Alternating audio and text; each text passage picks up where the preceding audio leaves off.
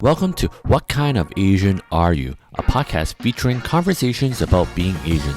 We are going to highlight, amplify, and validate Asian voices through deep conversations with those in the diaspora making a difference and being their best selves. I'm your host, Kyle. Hi, welcome back to What Kind of Asian Are You podcast. I'm your host, Kyle, and this episode is a special one. We're exploring a topic that I've been wanting to discuss for a very long time with someone that can speak to it and can spread some wisdom on it because if you don't know already, I am a new dad. It got me thinking that I want to talk about being a new fatherhood as Asian diaspora. So I brought in my guest today, Steven No. He's a lawyer, he's a social entrepreneur, and he's also the podcaster of the show Two Dads, One Car, a podcast that explores fatherhood, the joys, the tribulation, and all that in between. And it provides a lot of gems for those that are new dads, old dads, and definitely check that out. And in our conversation, we talked a lot about being new fathers because he just recently had a new kid, his first child actually. So we're kind of alike, so we want to just share stories, perspectives, and also hope to give some tips and advice to upcoming expecting fathers or Asian dads in the diaspora. So here's the episode. And before we really get into the conversation, I must ask you this though. So, Steven, how was your sleep last night? That's a great one. I was working really late, and the baby woke up halfway through, but it was fine. It was okay. It's not too surprising. Yeah. The only reason that I asked this question, especially to you now, because I think about sleep a lot now. in terms of like how much I'm able to get or how much the baby is getting as a whole, or just how is my sleep now compared to before when I could like sleep really late and wake up early and still be fine. But now I don't feel that's the case, especially with my partner and everything. But that was just a side topic. It's always interesting to hear like, parents of newborns, like how are their sleep and all that stuff. And yeah. So have Yeah, you actually okay, actually. Oh, you're lucky then. We'll get into more of that in a Yeah. bit, but with all my guests, I always like to ask, like, what kind of Asian are you? So it's going through kind of your short introduction, bio, what have you, and what you do, what you're all about, kind of thing. So you want to just tell the audience all about that? Sure. So, what kind of Asian am I? I love this question. So, my dad is from Vietnam, and my mom is from Guangzhou in China. So, I am basically 50% Vietnamese, 50% Chinese. And to make a distinction, it doesn't mean I'm Chinese Vietnamese because there's a lot of Chinese people who lived and immigrated from Vietnam abroad, but I'm half Vietnamese, half Chinese, and that's the kind of Asian I am. That's great. I like that you made that distinction because when you said that, I was like thinking, oh yeah, are you just someone from the diaspora that have parents that are Chinese in Vietnam, themselves being diaspora as well? But you made that distinction. I think we need to make more of that distinction as diaspora in the West, or it kind of becomes where everything's kind of become a monolith, which I think we are trying to move away towards. And thank you for letting us know who you are, what you're about, and all that stuff. And one of the biggest reasons why we are having this conversation start with because both of us are uh, newborn dads, where we had our first child this year or within this year. And I just want to talk about our kind of experience, our journey, and what we feel other dads expecting or dads going through this would be interesting in hearing about because we talked beforehand. We always talk about like how there's a lot of content revolving around like parenting and newborns, but a lot of them are geared towards the mother, where it's like, oh, it seems like only the mother needs the kind of knowledge, tips, advice, but oftentimes the dad is like, oh, yeah, he's there, he should be supportive of the mom and all that stuff, but not a lot of like details or how to really support them beyond just the very the surface level. So I'm very excited to have you come on because you're also a podcaster yourself that delve more into this because I'm only doing one episode on this, but you are making a whole podcast series out of it. So can you just talk about kind of like your journey in terms of to fatherhood? Like, so how old is your the child first, and then go from like was it planned and all the journey with like everything until like childbirth? I love it. No, thank you so much, Kyle. Was it planned? Yes. I mean, it was a surprise, but no, it was a planned. So I'm currently a new dad to a 6-month-old daughter. Time flies by. I think she's about to hit 7 months in a couple weeks. And so it's our first. Definitely, my wife and I have talked about kids for a while. And then when it happened. And one thing that was really caused the inspiration for the podcast, Two Dads, One Car, is that leading up to the parenting journey, there's so much talk and resources about prenatal classes, different books. But I realized that it's all from the mother's perspective, right? Things like how do you nurse? Like a whole section was based on nursing. I don't know about you, Kyle, but I don't have the ability to provide breast milk. And so quite often you have these dads who are going to these classes who feel disengaged, don't feel like they belong. And so, really, for me, my inspiration was like, why don't I just create something that captures the experiences of my friends and what is it like to be a modern father nowadays? Because it's a little different. I think dads are a lot more engaged and they want to be. So that's really the inspiration for the podcast. The reality is that I was on parental leave as well. I also had a lot of time on my hand too. So let me just like figure something out. And that's what inspired the podcast. I've learned so much about it. And it's just a really great excuse to connect with friends who are now new dads and might be sleep deprived like I was. Yeah, talking about sleep deprived, that you really like appreciate the amount of sleep you had, or at least how your sleep was before your child came. Because I think, at least my partner and I, we knew that we were gonna lose a not lose a lot of sleep, but like sleep was not really gonna be something that's so really nice when we before. Like, were you prepared for what laid ahead for you and your partner in terms of sleep, or it was kind of like, oh yeah, it is what it is kind of thing, or your baby was just absolutely fabulous from the start to even now in terms of Yeah, sleep schedule? yeah, I'm glad you asked me that, Kyle. I mean, the non-typical answer I have is so by day I actually work as a lawyer, and I work at a pretty intense, stressful job. I used to do corporate M&A, which meant late nights until 2 in the morning and waking up at like 5 in the morning for deal closes. And so, good or bad, I think working as a corporate business lawyer has prepared me for this moment.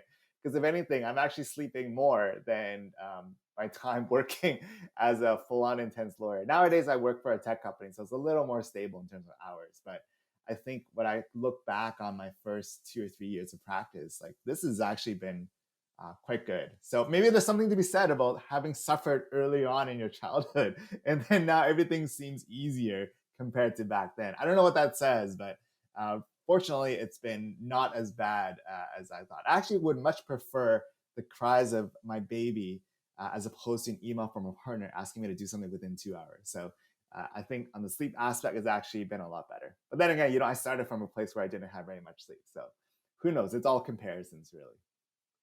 Oh, that's interesting, and it's nice. I guess good for you and your partners. Like, oh yeah, it's a lot better compared to your life before the baby and whatnot. And like going back to like the whole process of like from you've like finding out your wife was pregnant to like to the childbirth. How was the whole process? Was it smooth, or was it kind of like what you expected? What was like kind of like your feelings and thoughts revolving? Well, no, parenting leading up to when the baby came out. Yeah, I get the sense that like dads have a different perspective than mothers. Maybe it might be biased, but I think it didn't really hit me until like the baby is like literally out of my wife. I'm like, oh my god, there's a real human here. And so during the whole process, maybe I was in like denial or something. But during the whole process, yeah, I saw my wife getting bigger and bigger. But it wasn't until the baby came out, I'm like, oh, this is real. Like reality has hit. In terms of the process from the start to end, I think there's expectations from the parents. I think in general, it was really happy. My wife and I were the first of our families to have kids, like in our cohort. Like my brother still doesn't have a kid, her sister doesn't have a kid, so both sets of parents are just so eager and super excited. And so, thinking back on my like business corporate negotiations, I'm like, I have a leverage point. Like now I have leverage. So I'm like, you know what? Like since you're this excited, let's talk about parenting schedule and babysitting schedule. And they're like, yeah, anything you want, we're ready. And so the funny thing is that's one thing I thought about during the process. But throughout there were ups and downs. I think the one thing that did catch us by surprise, and I think it's important for dads and others to know, is actually the post delivery. That's what really took us both by surprise. You get this impression on TV and movies that the baby comes out, now you're walking with your kid to Disneyland, everything is fine and dandy. But the reality is that there's a lot of complications after the fact. My wife had an infection, so we had to rush back to the hospital 2 weeks later. And that's the part that's not as exciting to talk about. But that's something that my wife and I were surprised about. So everything before that we were prepared for, but the stuff afterwards, that was a surprise.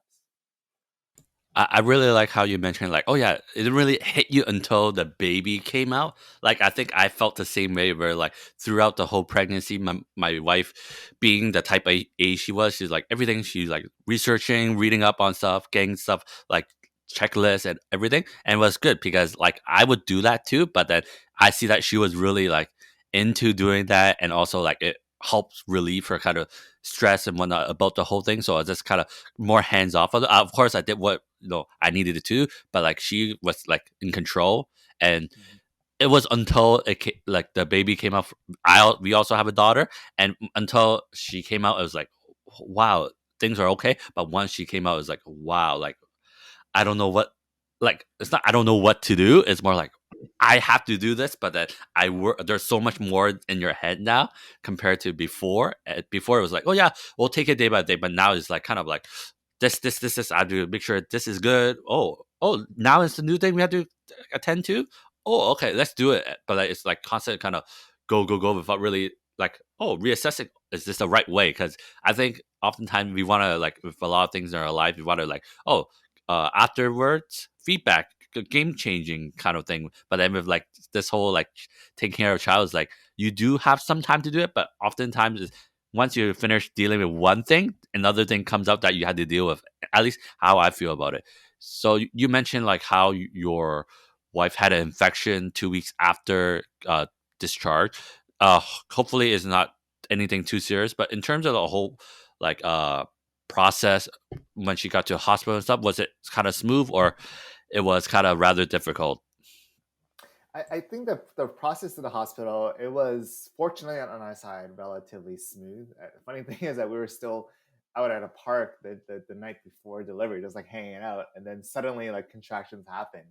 And so fortunately, being in the hospital wasn't too long. It was like less than 12 hours, and the baby came out. I think the only shocking part that happened was that when we were at the hospital, I just went back to my car to get something, and on the way back to the hospital, I saw this mother in the car just outside of the front doors of the hospital, and she was giving birth like on the spot. So I'm like, oh my gosh, I'm glad that didn't happen to us. But it makes me really, really grateful about the entire process. I think that sometimes might happen right during emergencies and things like that. And so that was probably the big like shocker moment. But really, it was the post delivery that was the biggest like thing that we didn't expect. And I think it's good to now looking back. Now we know the whole journey from start to end and even the post process. Sorry to interrupt the podcast, but if this is a podcast that is bigger, this would be the time where we would be selling an ad for either a pillow, a subscription box, or online therapy, but we're not there yet. However, if businesses want us to do an ad for them, we are more than happy to do so. Just reach out to us. In the meantime, this is our time to say that you, the listeners, mean a lot to us. Your support is greatly appreciated. You can do that by listening, commenting, liking, and subscribing to the podcast on all social media platforms, as well as giving us a rating and review on Spotify and Apple Podcasts. We are at What Kind of Asian Pod on Instagram, and just search What Kind of Asian Are You podcast for everything else. And if you have $1 or $2 to spare, buy me a coffee. Links in show notes. Now back to the episode. Yeah, I think everything really, unless your partner had a really tough time, like kind of delivering and stuff, the real work really happens like once the baby comes out, in terms of like, the pulse, like checkups and also like the confinement period and whatnot. And my wife and I just finished like the whole confinement process. Like our baby was delivered like end of January, so it's still relatively new. And but I just want to talk about like the confinement process for you guys. How was it? Like, how did you kind of sort out the scheduling, or at least like how things work out? Because it's a whole process that I think if you're not like a parent, you would not think about that intensively, or like you will have an idea what it would be. Yeah, for sure. I mean, first of all, awesome, Kyle. Congratulations. I didn't know it was that soon. It was literally a month or so, or 2 months after. So this is very fresh on top of your mind. Yeah, the confinement period, my gosh, there is a whole host of things going on with the confinement period. I think a lot of it stems from tradition. So just to provide some context, right? There's this confinement period, aka the 1 month or whatever weeks after childbirth. There's all these rules that you cannot shower, you cannot eat shrimp, you cannot eat all these different things. There's a whole list of them. But taking a step back, I start to realize like why my mother and my mother-in-law were so strict about it. And the reality is that back then in China and Vietnam, food wasn't as safe as it is now here in the US or in Canada. Like there weren't these sanitation procedures. Water wasn't like there was such different sanitary measures that there were these traditions that were in place to ensure that there were no infections or things like that. We still got an infection anyway, so I don't know if all this stuff works anyways. But it was a strict of eating ginger every single day. At the end of the day, they had a very strong opinion. We really couldn't care. And anytime we had the kind of like discussion, like, fine, we'll go with it for a little bit, but there has to be a point when eating 20 pounds of ginger is just gross. So I try to eat some of it as like sympathy eating, but the reality is that that was just too much. Yeah, I get what you mean. I don't have that experience of like, oh, they were super strict on like certain foods and whatnot during confinement. It's more like with my family is like, oh, they keep, at least during the pregnancy, they keep saying like, oh, my wife have to eat a lot, a lot, a lot. I was like, because they're eating for another baby. But in reality, we know with science and with like how everything is, you're technically not really eating for two. You're just eating enough so that it sustains your partner and also like provide enough nutrients. Because they were trying to get my partner to keep eating even after she's full enough. I was like, no, don't do that. It will kind of make it worse for her if like she feels bloated or anything like that. Overeating is not good in the first place, so that annoyed me a little bit. But at the same time, like you said, it's like we get like traditions and whatnot. But for most part, from my experience, like because of how we structure our confinement, it was more like my wife had made like a kind of a rest like a meal prep kind of thing where she wants to eat this, this, and this, and then I'll be the one cooking and doing all that stuff. And yeah, it was an interesting process, and I think it was just going down to eating healthy and eating the food that we know will get her back up to her health levels that she was previously, and help heal any wounds that they have if they uh, gone through C-section or anything like that. So, for you and your wife, how was the general confinement period overall? Like, I just got out of it. I just want to know how was it for you and your wife, other than the infection, of course. Yeah, I think aside from that, the infection was the big one because leading us to that point, like she could barely move, and as the one thing that people don't talk about as much is that adding a third person to your relationship is a stressor. There's nothing that's part of this will make your relationship better. Like there's nothing about it. It's like adding like a third wheel that was uninvited and just shows up and just like has demands, right?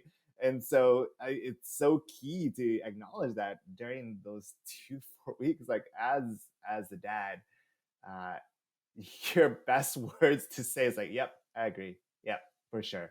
Even though inside you're like, "This doesn't make any sense. Like, what's happening here?"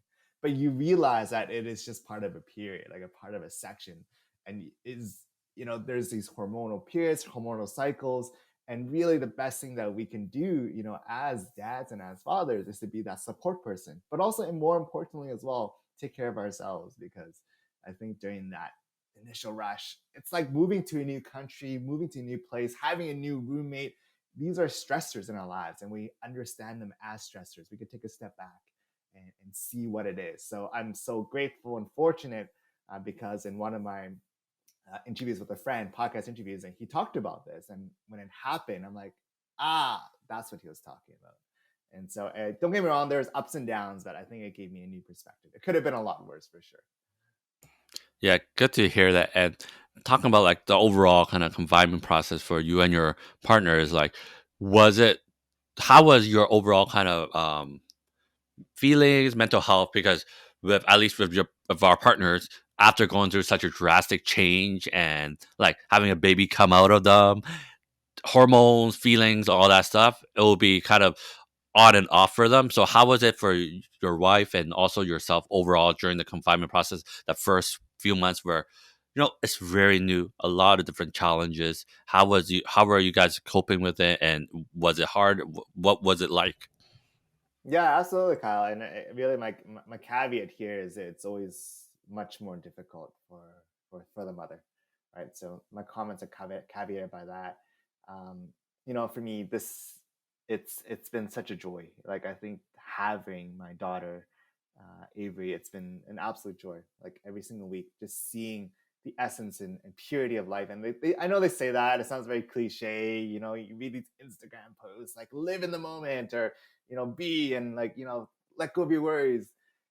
But the reality is that you see this in front of you. This is someone who doesn't have to worry about like bills, doesn't have to worry about the stock markets or Ukraine war, none of that. Like they're just living and they're being, and it helps me reflect and understand that all of us as humans in our inner core is joy and happiness, right? When we take away these stresses and worries and things like that, our inner essence is joy. It's joy, it's happiness, it's a sense of awareness. And when we have that person who's living like that, living absolutely in the moment, it reminded me about, wow, I could do this too. So if anything, the first few months have just been absolutely remarkable. It's been absolute joy to see her. Oftentimes there's the crying, of course, right? And crying's part of it, but when babies are crying, it's really because they can't speak Cantonese or English, right? They should just cry, like that's just their way of communicating. And so when I have that kind of perspective, it's been very helpful. I must say that the one tip that has been like crucial and been a lifesaver is that I bought these pair of like Apple AirPod Maxes. Like they have the best noise canceling. If you put on some meditation music, any baby crying, it's just like very calm and peaceful. Like that was my best like tech tip that's really helped me during the first few months. But just to recap my answer on there, it's just been an absolute joy. It's been a lot of fun for sure. That's great, and I think like I feel the same way. Like starting off like as a like I guess full disclosure is like I'm the type of person where like kids I don't mind them. I never had intentions of having kids of my own in terms of like my partner that was a part of her like kind of life plan, and for me it was like I could have one or not. It's like I didn't have any strong kind of I don't want kids at all or like I really want kids. It was like very neutral. And then when it came upon like deciding in terms of family planning and whatnot, my wife was like, "Oh, I want to have children." Okay, sure. And we did kind of like we didn't really plan for it. It was just it happened. Like obviously, we didn't make it a way where like, oh, we gotta make sure we don't get pregnant until whatever. It was just it happened. It wasn't a surprise. I wouldn't say it wasn't a surprise, but we knew it was gonna happen if like because there was no kind of family plan. It was just let's go with the flow. If it happens, happen, and it did. So when I have my daughter out now, seeing her every day, seeing how she's so pure, so like without like any kind of stress or like just all she really had to care about is no having milk, sleeping 17 hours a day, crying when she wants to, and then like not have to do anything other than like what she can do herself right now, which is not a lot yet. So it must be freeing for her and just enjoy this while it lasts until she get to do more and more and be more independent. So it's a nice kind of reset of your life in terms of what you care for or what you find joy and what uh you really care for in life, I think. And but I would say like you mentioned, like it doesn't make your relationship any better having that child. Like when you hear the cliche, it's like, oh, maybe if you guys have a kid, it will get it'll make your relationship better or help mend it. No, don't listen to that. That uh, on premise already is a bad move, but in reality, now that we have kids, I'm sure we can say no. Don't try to mend a relationship by having a kid. It doesn't work at all. Like I don't know about you and your partner, but like we haven't argued about the child or parenting yet, but I'm sure it will come up eventually. And when that happens, I don't think you'll feel the same way about like, oh yeah, it's gonna fix things for you guys. Because I think unless you and your partner have like similar parenting style or like thoughts, you're gonna clash because it's still your kid. Like you would think, oh, it's your whole kid, but in fact, it's 50-50 for most for math purposes and everything. So you're gonna want to be like, I want to do this for my kid, and no argument can ensue. So talking about like parenting styles and whatnot, what would you say right now you have discovered like to be like how you and your partner have decided in terms of your parenting style, how it will work with your daughter? Yeah, I think when it comes to parenting styles, we're both really chill. Maybe surprisingly a little too chill. And so I think maybe it's sometimes we parent based on what we want and wish we had as a kid. I think that might be a psychology element behind because when I grew up, maybe for you as well, but definitely for me, my mom was like a tiger mom. Like I was strict to the next level. I was up at 6 in the morning doing swimming lessons, going to like pre academic like studying, and then go to school, and then all these activities. I was literally exhausted by the time I was 10 p.m. and I had to like reset the cycle. And so I think there was a lot of control, especially on my mom's side. But I think that it comes to Avery so far, I've been pretty relaxed. Just been, oh yeah, do whatever you want. The one thing that I have adopted from my dad is that he's very much a fierce believer in independence and just really ensuring that you have independence and ability to grow. So just like last weekend, we were out with some friends. We're at a friend's place for like a lunch barbecue at their place, and they had 2 or 3 kids, like, and they're a little older. And I just literally just dropped my 6 month old, like, here, go hang out with them, develop some social skills. We're gonna be off having lunch. And so maybe that was not a wise decision. I don't know. I just wanted to see what would happen. So in terms of parenting, I think we're both pretty relaxed and chill on that front. But you did mention a really good point just earlier on about parenting styles and decisions. I think the one thing that we're starting to see ahead is really our differences on whether we want to have her sleep by herself or sleep with us. And there's so much revolving around that. And for me, selfishly, I really enjoy having her next to me, but my wife's like, no, she needs independence. So I'm gonna have to find like a happy medium because that's gonna be a point of contention. Because like you said earlier on, right? Having a child is not gonna be the savior to your relationship. It's probably gonna be a stressor. So if anything, leading up to having a baby, I really try to pour as much love and all these things to my wife just to build up that bank of love because it's going to be depleted over time. So it's always about that for sure. Yeah, and you're talking about like your like kind of experience with your own parents parenting you and how your mom was a tiger mom and what you have got out of it and like what hopefully you want to do that you didn't get or like think would be better for your daughter. So have they made any kind of comments or advice to you in terms of parenting your own child yet, or it's kind of like they've been pretty chill about just let you do how you want to do for now? Because I'm sure they're gonna have something to say soon. Because it's hard for them not to, because it's their grandchild and like they have thoughts too, right? I just want to hear your kind of thing, and then I will talk about what I have with my parents or grandparents as well. Oh, I would love to hear perspective here, and this is the beauty of these kind of conversations. So thanks for bringing that point up. I think in terms of expectations, really because she's only 6 months old, not so much yet, but I'm sure they're raring to and excited to start to instilling these different methods and things about it. Definitely, in my in-laws, they just have this plan in mind, and at the end of the day, if it makes you happy, go ahead. Like I think we're generally pretty reasonable and flexible people as long as it makes pragmatic sense. Like I think we'll go with it. Really in terms of what they're expecting for our daughter. Like I don't know. I think that when you're parenting again for the second time, I guess now as grandparents, you're probably a lot more relaxed and a lot more there, And there's this comment about how grandparents love spoiling their children, and that's absolutely true, right? Because they're like, okay, now we have financial resources, we're here to play, we could do whatever we want. And so in terms of their expectations, nothing too strict yet, but I'm pretty sure it'll come. I think it's just part of it.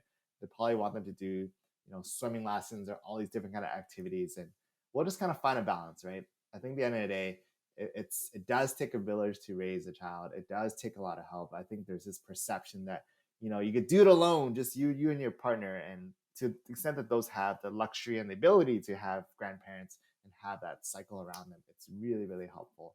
And that's really distinguishes a lot of our cultures versus other cultures. This bigger unit aspect to parenting and raising a child, and I never fully appreciated it until like now, actually, to be honest.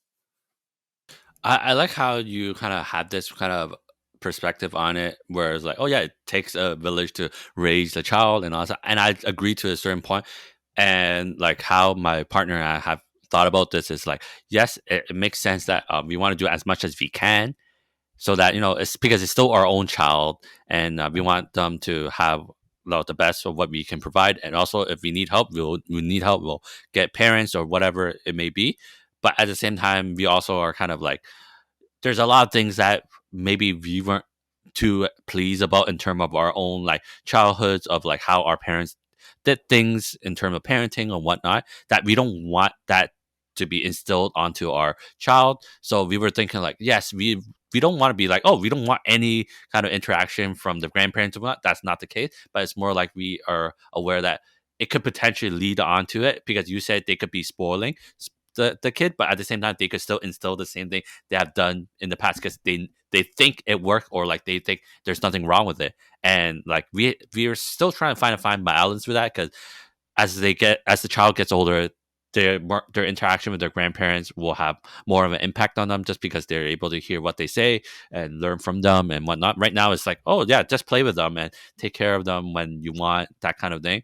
So nothing too much yet, but we're just thinking ahead in terms of like, oh, instilling like values or how to do things, that kind of thing. That we're thinking a lot more, I think, right now, just because there are certain things that my partner doesn't want a certain way. So then she's like really hopeful, making it like mental note, like, oh, I want this, or like I don't want this and this from either her parents or what she see how my parents did. So it's interesting how you mentioned that, like your perspective on it and with mine. And talking about like just parenting as a whole, is there anything that have surprised you about parenting a child, like anything that, oh, I didn't know about this tip or trick, or like just anything that caught you by surprise? Like for me, the thing I was like, oh wow, they do a lot of farting. I knew they were gonna be pooping a lot, but like the amount of farting they would get, or like how automatic, I don't know if it's my baby only, but whenever I feed her, or my partner breastfeeds, right away she farts really automatically, as if like the digestive system, it like happens right away. So is there anything like shocking to you, or that you learned about parenting, that you want to share? Yeah, that's so funny. Thanks for sharing that. I think it's very similar to my daughter, and I think the one thing that caught me, just on the same vein. Sorry for the listeners, but just on the same vein, the thought that came to mind is that when the baby first comes out, their first series of poops look like alien poops. It's like all black and tar, and it's like, man, did this come from like from Mars or something? What's going on here? But that was definitely a surprise in terms of parenting. I think the one thing that's really surprised me in that sense is just how joyful and pure and beautiful they are. I think one thing that has you know changed since becoming a dad is not necessarily, yes, of course the relationship changes, of course there's more diapers, of course my bank account starts decreasing as expenses go up for buying things like, I don't know, cribs and like fancy strollers. That's all part of it. But the psychological change that has shifted is really my relationship with my parents, like with my dad, with my mom, because I vividly remember that first day when I was in the hospital with my wife, and we were just about to take my daughter out to bring home. I was like, wow, our parents were in the same situation like many years ago, and I was born in Vancouver, and my parents barely spoke any English, and they had to figure it out. And so it gave me this newfound appreciation and thinking, because quite often they didn't have podcasts like these. They didn't have the ability to look on YouTube or books. They literally somehow figured it out. And so that was a different kind of level of thinking and appreciation that I didn't expect before parenting and now parenting. Oh, now that you bring up like the whole like, oh yeah, my parents didn't know any English, but then had me here and like how to like communicate. They were able to do it to the best ability. That must have been really scary. I just thought of like when my wife and I like had our child delivered at a hospital. We were waiting for a room and all that stuff. As we were waiting, there was another couple waiting for like to get delivered, getting a room and all that stuff. And they are new immigrants. They don't know much English, and they were just by themselves because of COVID and whatnot. So it's like just them alone, and like if it wasn't for the fact that like because we actually have the same OGBYN, so like we were at the same time, and then if it wasn't for our OGBYN like ability to speak Cantonese, it would be really down to us help them translate and stuff. But then we weren't there for the whole time at the same time, right? So I could only imagine how scary or like how confused or like if hopefully knock on wood they didn't have any complication, but if there were any complication it would be really hard to kind of explain to the nurse how they want to approach things and whatnot, right? So I am really appreciative like oh the ability to be able to communicate with the uh, healthcare practitioners and everyone so that everything came out smoothly or it wasn't as anxious because I could only imagine for them like not only is having a baby alone really scary or just anxious as a whole, but with the added like, oh, we cannot really speak the language as best to our ability. That must have been like another challenge that they had to be aware of and no conquer in a sense. So like props to our parents too, like the whole thing. And you mentioning like seeing how things are that is the same for your parents for now that you become a father, have you kind of like talked more about parenting and stuff with your parents and how kind of like they see how you should approach things? Is there any kind of major thing that stood out that they said that oh interesting I should adopt that or like it's something that oh I don't know too much about that I should be following? Is there anything like that? Yeah, I think it's definitely has increased a lot of conversations with my parents, absolutely, right? And going back to your comment about new immigrants, like language is such a barrier, right? And the fact that we have the ability to access all these resources and even advocate for ourselves in the native language, it's huge. It's been such a difference maker, and it only helps me appreciate and really feel for those who are new immigrants who are coming to the US or Canada and trying to figure things out, because language is probably the biggest barrier to our different systems. In terms of things that my parents have suggested and has like, oh, that's really interesting. I really think back on words that my dad shared. So, during the parenting process leading up to it, my relationship with my dad really changed for the better. Right, we were very distant leading up to it, and the moment that we found out that my wife Michelle was pregnant, I was like, oh my gosh, we started talking. We had a topic to really go in on, and he's a very philosophical guy, and bit of a sad news. I mean, he back then he was diagnosed with cancer at the time, so we knew that his time was very limited. So I really like take the time to really absorb as much as I could. Unfortunately, he passed 2 months ago. But the beauty, I don't know if there's beauty, but the essence of this is that he got to see his daughter, and he got to really share and really dump all this knowledge on me. And the reality is, he's been telling me these things for like many, many years. He has all these different philosophies and ways of parenting and ideas. But the one thing that he really harped on and was really strict and really wanted me to emphasize and know was the month before my daughter came out. He said, Stephen, there's one thing I want you to promise me that you won't do. And I was like, well, what is that, Dad? Like, what is this one thing? Because you have so many one things. I don't know which one thing is one thing. Is this the one thing? Like, what is it? And he said to me straight up, like, I want to say that I'm sorry for spanking you and for hitting you.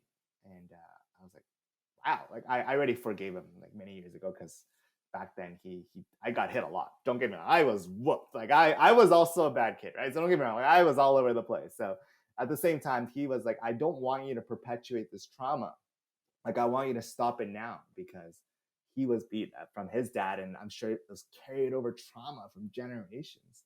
And the fact that he said it to me so directly and so succinctly is like, I really want you to stop this chain. I want you to really try not to.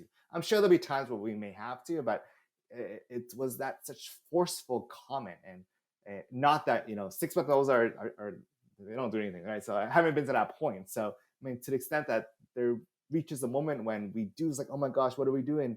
I will have that advice and words from my dad in the back of my mind when that does happen. So I think that's the one thing that has resonated with me when it comes to parenting advice, and that vivid story that he shared with me during those times.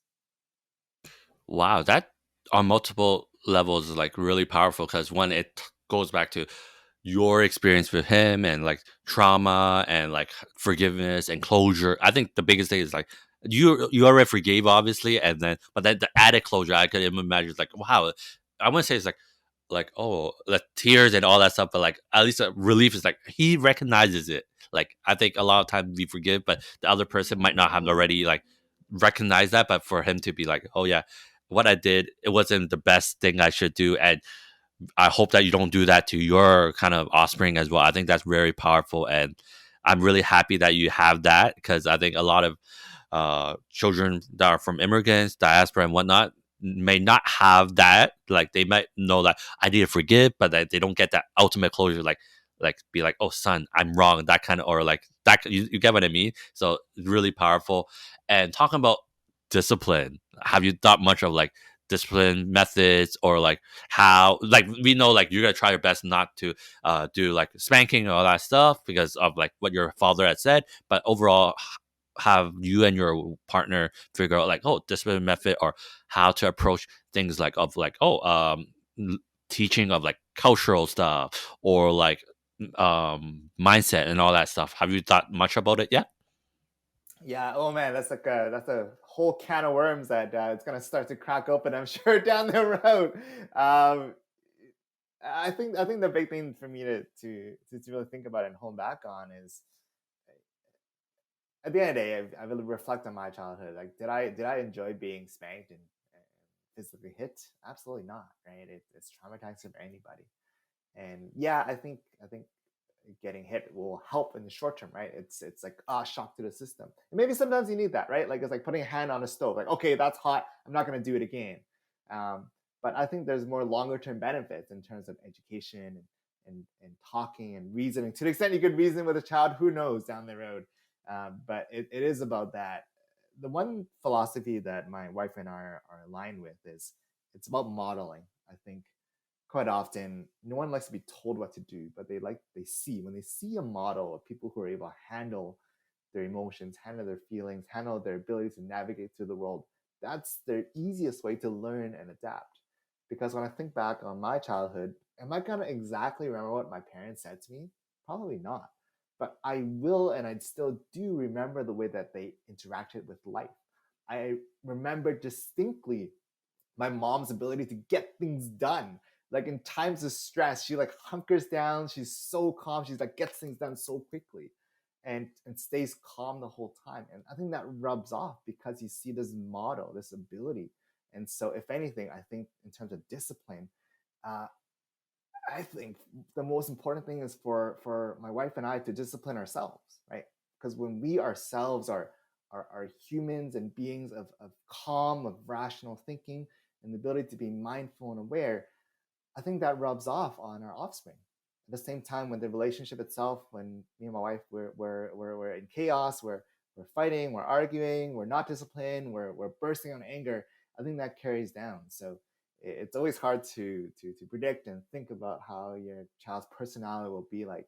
But I think the one thing that we can always control is ourselves, right? The way we interact through life. And because for me, at least when I was growing up, I looked up to my parents, I looked up to my aunt and uncle, looked up to the way that they navigated through stress. Um, and one other example is that when we're in the car, whenever something happens, there's kind of road rage from others. My dad would be like, you know what, like they're just probably having a bad day, and that's carried over to me that when I drive. So there is this modeling effect that will influence the way your child behaves and acts. So that's my philosophy for now. You could test me again in a year. Who knows? This philosophy might be thrown down the trash, but I think that's the approach that the both of us have agreed to so far.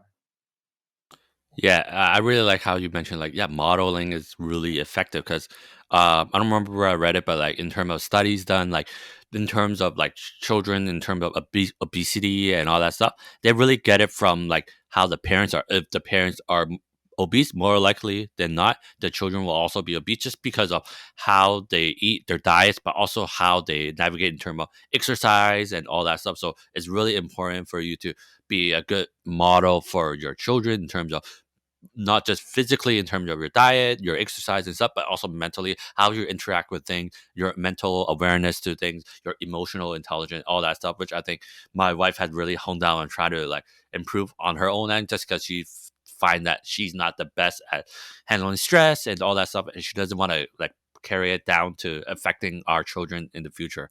And I think people need to be aware of that because I think a lot of times, a lot of focus is on making sure the children is learning as much as they can to be a good person. But I think now with children of our own, it has to be where we have to get better ourselves as well, rather than like putting all our sole focus on like the kid. Like we have to like, give them music lessons, swimming lessons, all that stuff.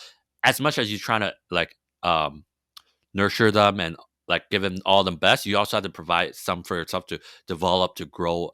That's how I see it so far. So I'm hoping to like, upgrade myself in terms of not like, oh, I need to learn all new skills or stuff, but just upgrading how I think, how I act, and how I look to the future so that provide good influence to my child. Because you want to be able to provide everything that you wish you had. So that's part of like, you know, you being better, then they will be better as well. I think that's how I hoping to like model. I like you said, I don't know if it's got to be the same a year from now, but right now that's how we think, and hopefully we are able to do so.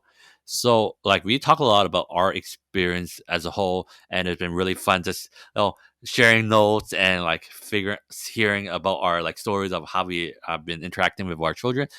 But in terms of like advice for those that are not on this journey yet, what would you say for those? Let's just break it down to, I guess, uh, two parts. One is for those that haven't considered having kids or are not on that path yet, and then advice for those that are planning, that are embarking on this journey, or about to have their own kid as dads. Like especially in like being an Asian diaspora context, because it's a lot different hearing like parenting advice from non-Asian diaspora because it's a little different. Because like I like to talk about this example, like how with therapy, like you want to try to find a therapist that knows your background and stuff. So a lot of times with Asian diaspora, it's always nice to at least try to find someone with similar background rather than finding someone that's maybe white or other like ethnicity. So with like advice for Asian dads, I would say for Asian diaspora, it's nice to hear our perspective. So what would you say?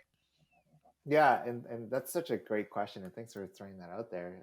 So to the first part, for those who may not have kids and are listening to this, I think there's a lot of societal pressure to have kids. I think that's the reality, right? There's this pressure from your parents, your grandparents, your friends around you, and it could feel really overwhelming. And I think that the most difficult and tricky decision is doing something that you don't really want to do.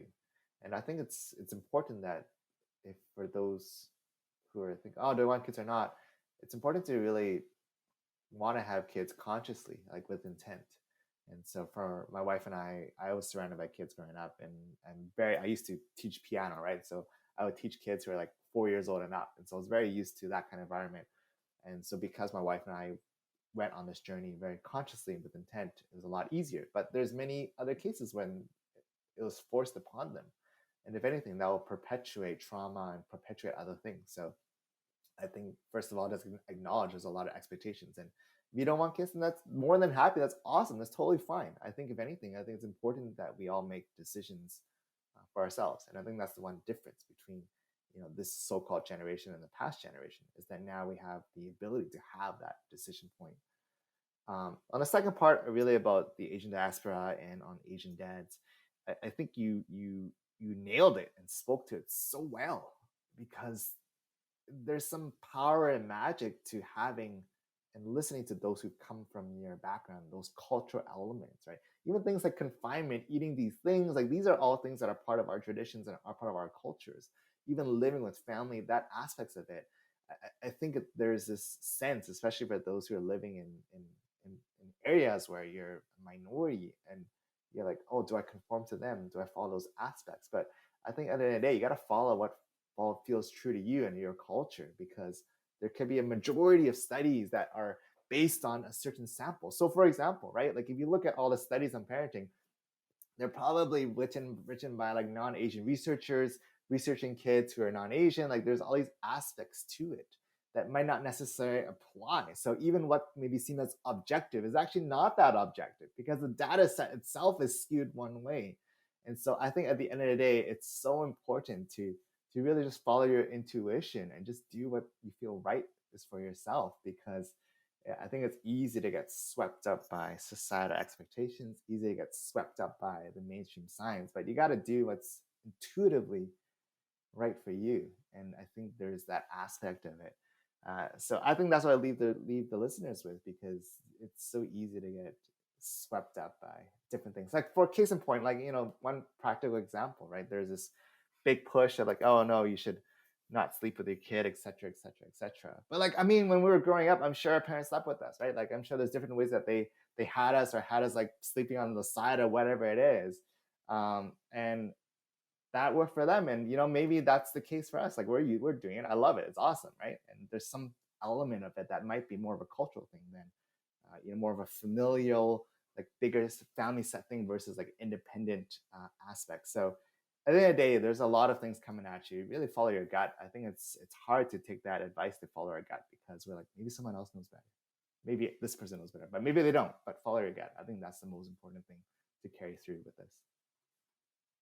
That's great advice, and I really enjoyed my conversation with you because I think, at least with my group of friends, I'm the earliest one to have a child. So it's nice to talk to other dads, because I have talked to other Asian moms about parenting and all that stuff, but hearing or talking to someone that's similar to me, a dad, so it's really nice, really comforting, and like it's nice to have that kind of connection and learn a thing or two. And I hope people listening, even if they don't have kids, learn a thing or two from hearing our conversation, and maybe uh, use this as to look forward to what can happen for them in the future if they do plan to have children of their own.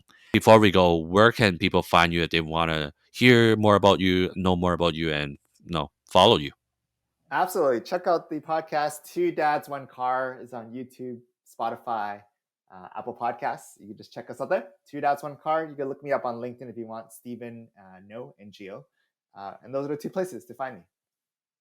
And you have an Instagram as well. Do you want to plug that too? Yeah, Instagram is at Stephen Nogo. It's more of a personal Instagram, but you're welcome to follow me there too. But absolutely, message me, DM me. Happy to chat and really go on this journey of fatherhood and modern parenting together. Yeah, and if you're like a dad that's in the Vancouver area and you want to talk shop with Steven, I think it would be a great idea to hit him up and grab a coffee in his car and have great conversations. And on that note, thank you everyone for listening to this episode all about being Asian dads, Asian diaspora dads. And till next time, bye bye. So yeah, thank you. Thank you for listening.